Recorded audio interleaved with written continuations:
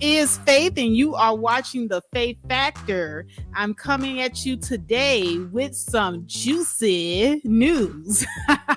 Yes, I'm going to be talking to you about Jussie Smollett. All right, guys. So, as you all well know about the Jussie Smollett case, it happened about 3 years ago, 2019. Jussie made the allegation that he was a victim of a hate crime that involved his race as well as his sexuality. Now, let me tell you guys, when I first heard of it, I was like, oh no, poor Jussie, because I'm a huge fan of him on Umpire. Now, let's go into a little bit of history about Jussie before we get into this juicy story, okay? And I will go ahead and lean on my friend, Wikipedia, because it is the best source when you want to get a quick take on celebrities and their careers. So, real quick take. Jussie Smollett was born June 21st, 1982. Yes, he is a millennial, guys. And he is an American actor and singer. And we do all know he can sing. Yes, he can. So he began his career as a child actor in 1991, acting in films such as The Mighty Ducks of 1992. I didn't know that. Didn't know he was in that film. So that just goes to show he's come a long way. So all the way from 1992 to 2015, Smollett portrayed musician Jamal Lyon in the Fox drama series Umpire. Now, this is a role that has held as groundbreaking for its positive depiction of Black gay men in television.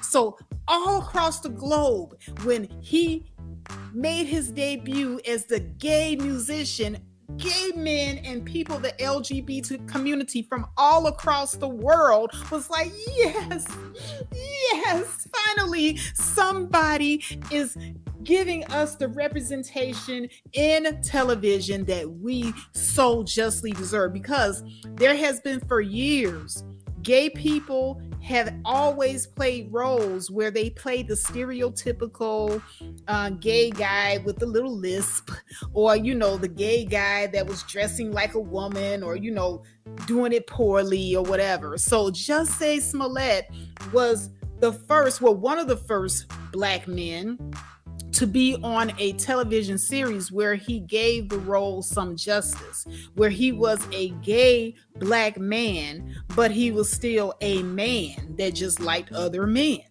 So, a lot of people were applauding him for how he depicted gay people and gay men in his role, gay men like himself. Now, Smollett has also appeared in Ridley Scott's science fiction film Alien. Didn't know that either. Didn't know he was in Alien. So once again, that was in 2017, just a couple of years after he was in Mighty Ducks. So, hey, Jussie, you did a lot of stuff, but Umpire really put you on. And so that is the reason why Jussie Smollett was pretty darned upset, because he felt as if he was not being paid enough money on the Fox show Umpire. And that is when he got together with the two brothers and he concocted the scheme to go ahead and stage a hate crime against himself. Not very smart. But once again, this is allegedly, because the trial is still going on. Nobody's been convicted of anything. But now let's go ahead and take a look at the Washington Post, because they have reported a little bit about this in depth. So we're going to get a little bit more information out of here. So now, when Jussie Smollett was accused of filing a false police report about having been the victim of a hate crime, the nation couldn't look away. And how could the nation look away? Jussie Smollett, at this point in time, is a well-known celebrity. Everybody knows him from the show Umpire. And everybody is knowing him as this guy that's playing this magnificent role and representing the LGBT community in such a wonderful fashion. So nobody's going to look away. Nobody. The incident garnered widespread attention splashed all across tabloids and even President Trump's Twitter fed. He was tweeting all over the place. Like, he was not trying to hear it, okay? President Trump was not trying to hear nana of that, okay? He was not buying into it at all. And you know what? President Trump was right. A lot of y'all don't give him his props, but he was right. The case eventually led to 6 charges of felony disorderly conduct against the actor, who pled not guilty. Now, nearly 3 years later, Smollett's trial is finally underway. And here's what you need to know. In January 2019, the actor, who is Black and gay, so he's Black and gay, so he's covering 2 minority categories, just like Black women cover 2 minority categories. We're Black and women. Jussie Smollett is Black and gay. Okay, so this is another reason why he's a big letdown to the LGBT community. But he told Chicago police that he was attacked late at night in the Streeterville neighborhood of Chicago by 2 people. He did not, at the time, I guess, designate what race they were. But he said he was attacked by 2 people who poured a chemical substance, he said bleach, on him and wrapped a rope around his neck like a noose. He said his assailants yelled racist and homophobic slurs at him and made reference to the then President Trump's Make America Great Again campaign slogan. Well, basically, from what I read, they were saying, "You're in mega country, I can't say the word." So that's basically what went down. So Smollett, who starred at the time on the popular Fox drama Empire, the news of his alleged assault made waves as he continued to speak out. Advocacy organizations and celebrities. You guys remember the celebrities that came out and supported him? Everybody, including his 2 co-stars, Terrence Howard and Taraji P. Henson. Okay, everybody publicly expressed support for Smollett, and Lee Daniels, who co-created the series with Danny Strong, posted a video on Instagram, and he was urging his followers, and it was so poignant. He said, love each other regardless of what sexual orientation we are, because it shows we are united on a united front. It was very poignant. I got it. I muffed it up, but it was pretty. Nah, it wasn't that deep. I'm not even gonna lie. I didn't even care. But within days, doubts about whether Smollett was telling the truth began to circulate on social media. They eventually reached local media, and in his first interview after the alleged attack, Smollett told ABC's Robin Roberts he was angered by people not believing him, and that he would never be the man that this did not happen to. Adamant, I would never be the man that this did not happen to, Smollett said to Robin Roberts. And then hours after the interview aired, Chicago police announced that they had identified 2 persons of interest related to the case. Brothers Abimbola and Olabenjo Unsundero. I did pretty good. Anyway, they were brought in for questioning in mid-February and released without being charged. And the next day, police said information obtained from their interviews with the brothers had shifted the trajectory of the investigation. Wonder what those brothers told the police. Well, authorities wanted to speak again with Smollett, whose attorneys issued a statement saying that he had been further victimized. He's been further victimized by claims that he played a role in his own attack. The nerve of you. So It didn't work. Okay, the tide had already turned. Police named Smollett as a suspect in the criminal investigation, and later that February, they arrested him on a disorderly conduct charge for allegedly filing a false police report. Yeah. So they said at a media briefing that Smollett was dissatisfied with his salary for working on Umpire, and that they had in their possession a $3,500 check that Smollett had allegedly paid the Unsundero brothers to stage the attack. So this is, a little bit of evidence that they had at the time. So they felt it was enough to go ahead and charge him.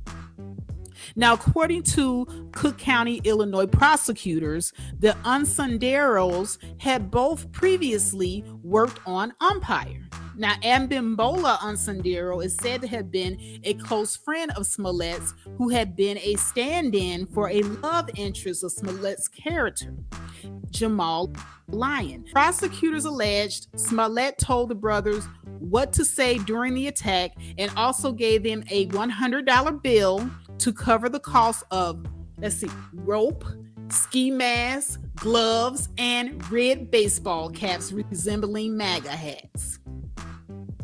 How cliche.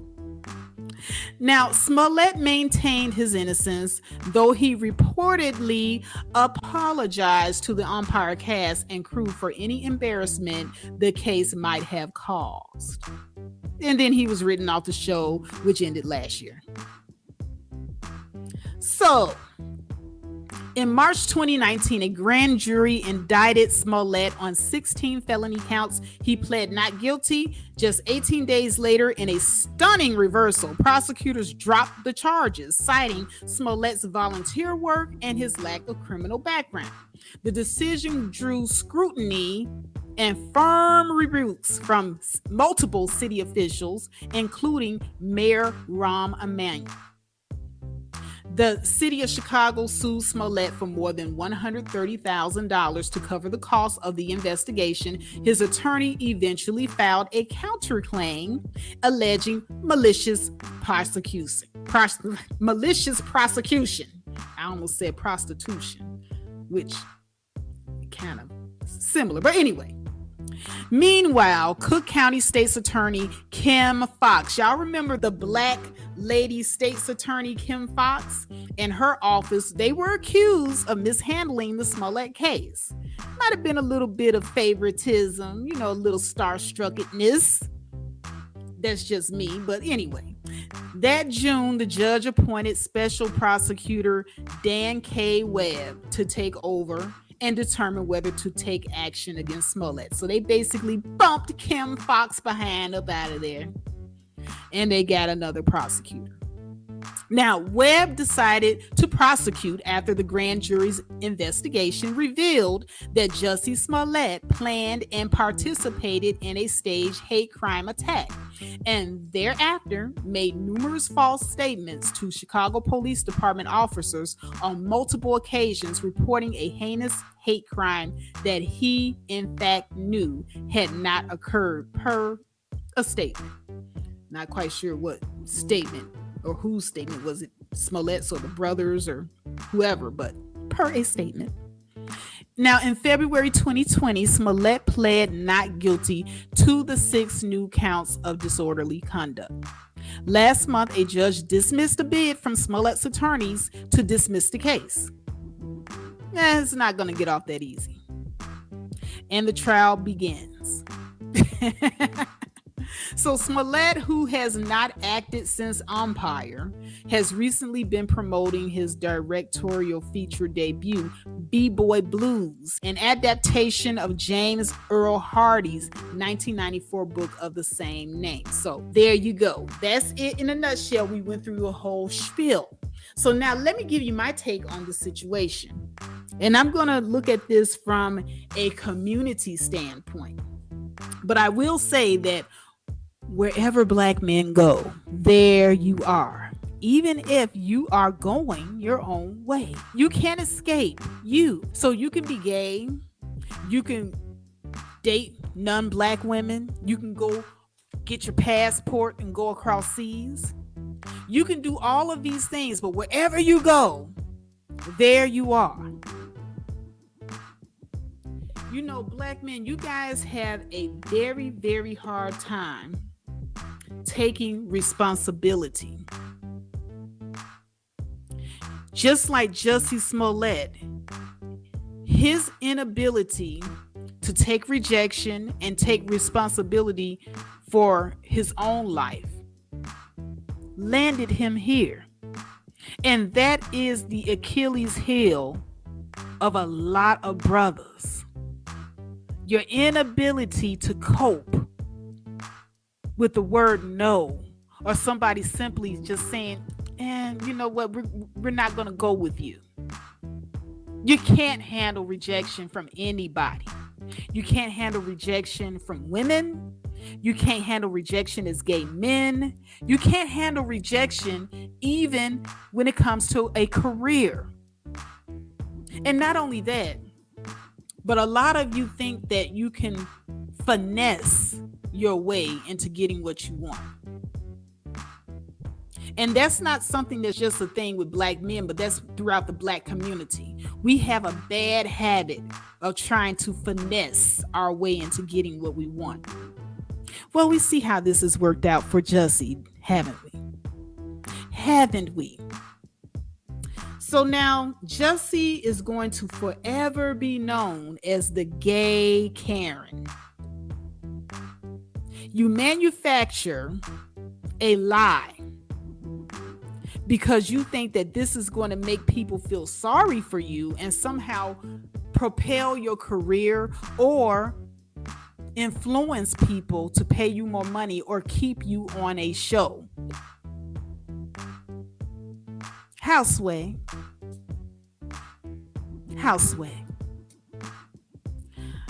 Poor Jussie.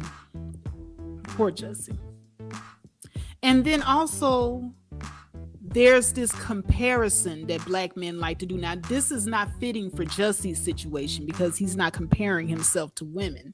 But I will speak on it anyway because Jussie's actions is going to drive a wedge between people of color in the gay community and people of non-color in the gay community. Because just like everybody else who comes into this country as a minority and they want rights, everybody, they kind of attach themselves to the black plight in order to get seen.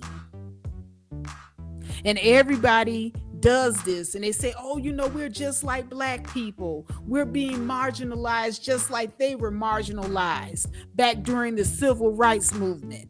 And our rights are being infringed upon just like black people. And so in the beginning, everybody attaches themselves to the black plight. And then slowly but surely, as they start getting laws passed, reparations, and everything else that they want, because they pretty much get what they want. They slowly but surely began to distance themselves from black people. And then they distinguish themselves as their own unique group. And that is what the LGBTQ community has done. They attach themselves to Black Lives Matter, and now they're slowly pushing away, and they have carved a niche for themselves as their own unique group. And what a lot of these people also do is they not only start pushing away slowly but surely from black people, but you got to ask yourself, why do they slowly disassociate themselves from black people? Because they know that even though we had a really good movement that worked for us, we have a habit of not being, not moving forward. We want to forever be in a victim mode. We don't ever negotiate in our own best interest collectively and specifically as our own group. So what they do is they know that they're going to do it. They know they're going to do it, but they know that we will not. So they can't associate with us anymore because they have specific needs that are specific to their group. And they know that Black people tend to do dumb stuff that's embarrassing. Hence, Jussie Smollett. They also know that Black people are not very unified, and they cannot afford to have that force of disunity in their movements. Even though we want proximity to their culture and their skin color, they see us as the weak link. So kind of, listen to what I'm trying to put down here.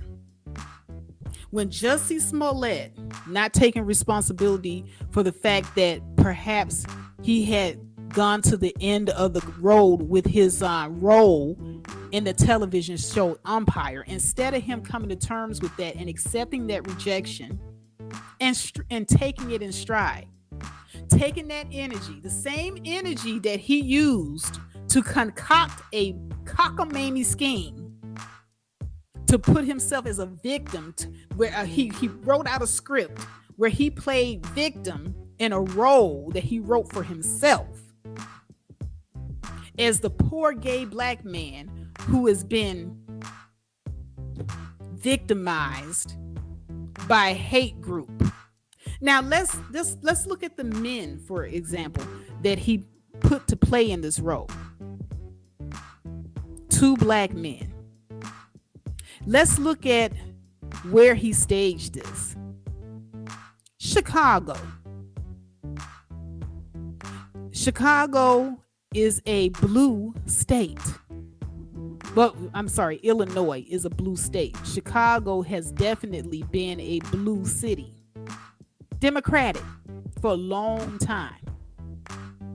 So he didn't even pick the right stage. He didn't think this through.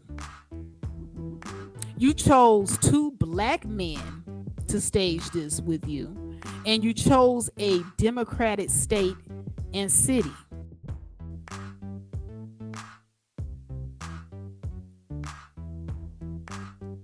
And when the police come, you neglect to tell them that you know these people.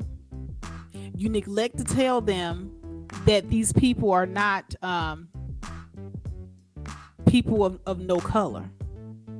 You left out a lot of stuff because you were the one that planned it. You thought you were going to get away with it.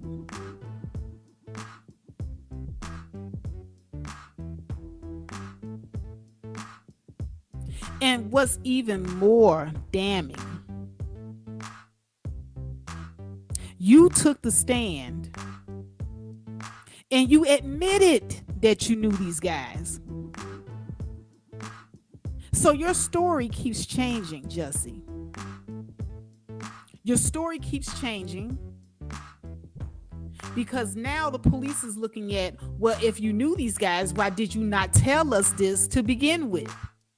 And not only do you admit that you knew these guys, but you're also saying that not only do I know these guys, this is how smart Jussie is.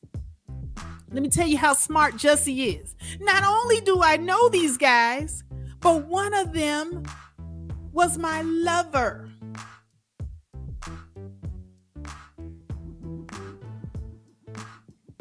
But I'm innocent. I did not plan any of this, even though I knew this from the very beginning, and I omitted that when I told the police initially.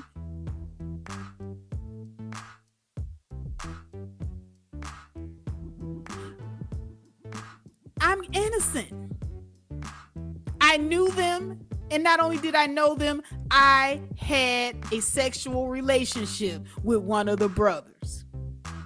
You just confirmed everything that everybody had already been thinking. You did not help yourself, Jussie. How do you think that? I just don't understand how you took the stand And you thought that was going to help you. So, lack of accountability, running game, thinking that you're going to get ahead by lying and scheming has landed you probably in jail and probably having to pay a hefty fee. And you need to ask yourself, was it worth it? You need to go ahead and take that L, because it's going to be a big one. You let a lot of people down. There were a lot of people that were rooting for you. There were a lot of people that really, really liked what you represented, and you tainted it for all eternity. Good job. Let me ask you something. What gay white men do you know? And I'm just saying collectively, because you might be able to name one or two. Do you know a lot of gay white men who openly compete with real white women of their group? Openly, like the gay black male community does. Do you see them wanting to pick actual fights with real women, knowing that they are actually real men and can still beat a real woman? But gay black men have no problem with this, and they do so openly. And this is the dumb stuff that the LGBT community is getting tired of. And that's the reason why there will be a rift. That's the reason why it will be a rift between the gay black people of color and the gay black people of no color. You're bad for the movement. Your insecurities, your lack of accountability, they're not going to allow you to take down their entire movement because you all don't have your act together. Other groups know how to come together in unity, and they know how to keep their dirty laundry to themselves. But black men, you all every single time. It doesn't matter whether you are going your own way, whether you're gay, whether you're with white women, it doesn't matter. Wherever you go, there you are, mucking it up. You go to countries overseas and do the same thing you do here. And other people see you for the screw ups that you are. And they are pushing you away. They're saying we do not want that in our group, in our culture, and in our movements. Get it together. Get it together. So you will forever be the gay Karens, Jussie. You will forever be just like the white woman who just recently came out and said that she lied on Emmett Till. Her lie ended up getting a black boy beaten and killed. Your lie is going to be your undoing.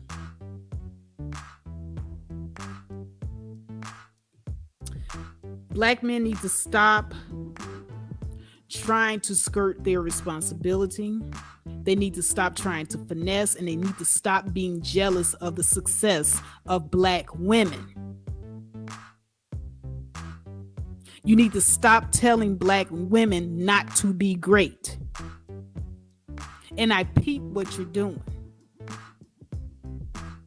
Whether you're a gay black man telling black women that you look better than real women and that you make better women than actual real women, stop being jealous. If you're going to be a gay man trying to be a black woman, you cannot be talking down on the very thing that you are trying to emulate. I'm done, rant over. I do want you guys to definitely check out my co-host channel as well, Commendable K. He will be talking about the Cardi B situation outside the club where the black women were not being let in and they hollered out to their idol, Cardi, they're not letting us in the club. Well, I will let CK go into the specifics on that. And I want to thank everybody for listening to the very end. This has been a Faith Jones production. Please like, share the screen. Please subscribe and become a channel member. And with that, peace. I'm out.